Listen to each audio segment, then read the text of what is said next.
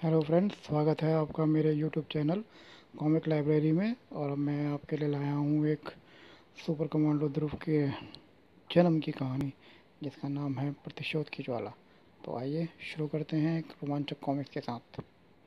यह कहानी उस युवक की कहानी है जिसने समाज से अपराध के कोड़ का खात्मा करने का बीड़ा उठाया। यह बीड़ा उठाने वाले हाथ उस किशोर का है जो आसमान में चमक रहे ध्रुव तारे के समान अपराध खत्म करने की अपनी प्रतिज्ञा पर अटल है, और जिसका नाम है सुपर कमांडो ध्रुव।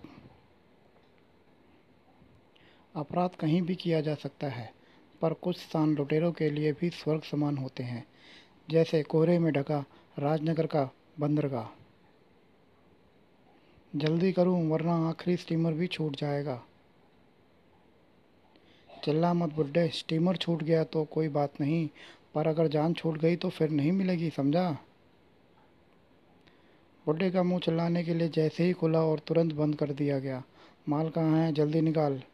लेकिन तीनों में से किसी ने भी उस चिड़िया की तरफ ध्यान नहीं दिया जो बिजली की रफ्तार से बाहर शहर की तरफ उड़ी, और समझ गया, चलो जगह बताओ। और 30 सेकंड बाद, शाका, यह तो उसी की मोटरसाइकिल की आवाज़ है। तो भागो यहाँ से। दोनों तेजी से भागे, धड़ धड़ धड़ धड़ धड़। परंतु मोड़ मुड़ते ही दोनों भय से जड़वत हो गए। हमको माफ़ कर दो। माफ़ी या तो कानून देगा या फिर ऊपर वाला। ढिशुम आ। मैं नहीं। पर बेटे, तुमको पता कैसे चला कि इस सुनसान में दो गुंडे मुझको लूट रहे हैं? मुझको एक चिड़िया ने बताया था बाबा। चिड़िया ने? वाह। नमस्कार बाबा। नमस्कार बेटे। यह था अपराध के खिलाफ एक अकेले व्यक्ति की जंग का एक छोटा सा हिस्सा, और वह अकेला व्यक्ति है स्पेशल कमांडो फोर्स का कैप्टन सुपर कमांडो ध्रुव। ध्रुव कई असाधारण शक्तियों का स्वामी है, जिसका नाम सुनकर ही कई अपराधी गलत काम ना करने की कसम खा लेते हैं। जो अपराधियों के लिए मौत का पैगाम है और दुखियों के लिए इंसाफ की आवाज़। अपराधियों का यह काल कहाँ से आया, इसका उत्तर या तो आईजी रंजन जानते हैं, या फिर ध्रुव का दिल, जिसमें अब तक धधक रही है प्रतिशोध की ज्वाला। दरअसल इस कहानी की शुरुआत आज से 18 साल पहले जुपिटर सर्कस से होती है। इस देश का सबसे मशहूर सर्कस है जुपिटर सर्कस, जहां अपने अपने फ़न में माहिर कलाकार आश्चर्यजनक कलाओं से जनता का मनोरंजन करते हैं।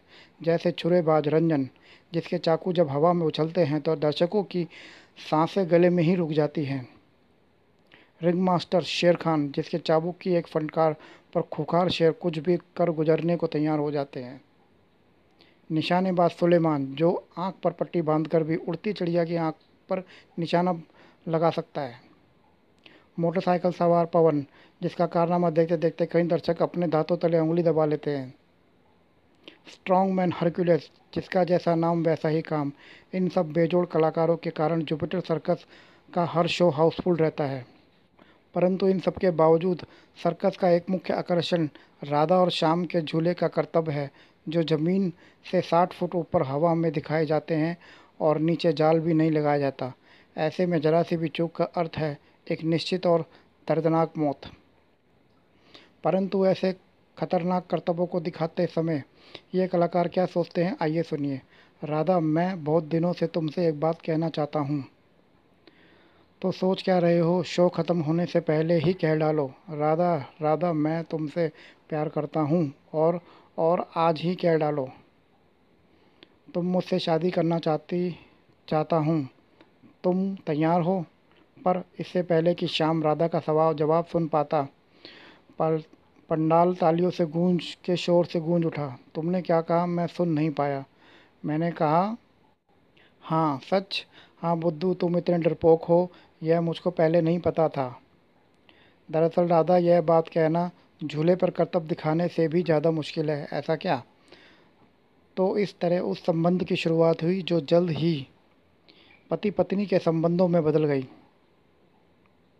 और इसी पवित्र संबंध ने शीघ्र ही एक हष्टपुष्ट पुत्र को जन्म दिया।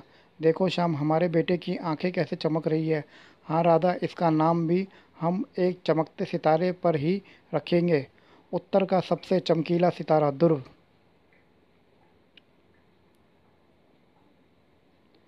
एक बच्चे के आने से जुपिटर सर्कस का माहौल ही बदल गया था। मासूम जानवर अपने खाने का हिस्सा बचाकर ध्रुव के लिए ले जाते। नन्हा ध्रुव सिर्फ सर्कस के कलाकार ही नहीं, जानवरों का की भी आंखों का तारा था। ओ नहीं सबीना। और सर्कस का मालिक जैकब तो जान छिड़कता था ध्रुव पर। आजा बेटा। जानवर भी भाषा जानवरों की भी भाषा होती है। इस बात का एहसास नन्हे ध्रुव को बहुत तेजी से हो रहा था। क्या कहा? जोर से बोलो। गुर्र गुर्र। खेलने चलूं? अच्छा ठीक है, लेकिन शाम को खेलेंगे, अभी मम्मी मारेगी। 5 साल का होते होते ध्रुव कई कलाओं में माहिर होने लगा। घबराओ मत, वह गिरेगा नहीं। रस्सी पर चलना उसके लिए खेल है। छुरेबाज रंजन को सबसे ज्यादा भरोसा था ध्रुव पर। वाह वाह, सिर्फ आधा इंच की दूरी पर। सुलेमान को भी दांतों तले उंगली दबानी पड़ी। अरे ये तो मेरा भी बाप निकला। जो शेर बाघ शेर खान तक की बात नहीं मानते थे, वे ध्रुव के इशारे पर अपनी जान दांव पर लगा देते थे। परंतु रस्सी के झूले पर करतब दिखाना सीखना सबसे ज़्यादा कठिन काम होता है। इसके लिए ध्रुव को तब तक इंतजार करना पड़ा जब तक वह 13 वर्ष का नहीं हो गया। शाबाश बेटे, पैरों को जितना अधिक मोड़ सकोगे, कलाबाजी खाना उतना ही आसान होगा। मोटरसाइकिल सीखने का भी सही समय था। बहुत अच्छा। उछलते वक्त बदन को आगे की ओर झुकाया करो। अपने बदन और पैरों को खास तरीके से मोड़ो तो हवा में मोटरसाइकिल को मोड़ सकते हो। हाँ, ऐसे ही।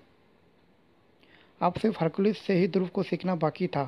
ताकत बढ़ाने के लिए कुछ कुछ खास गुर जरूरी है, लेकिन अधिकतर करतबों के पीछे खास गुर होते हैं। जैसे सिर से ईंट तोड़ना, ऐसे इसमें सिर्फ एक खास बात है। और धीरे धीरे ध्रुव ने इस क्षेत्र में भी महारत हासिल कर ली। और इसके साथ ही ध्रुव के सीखने का समय खत्म हो गया।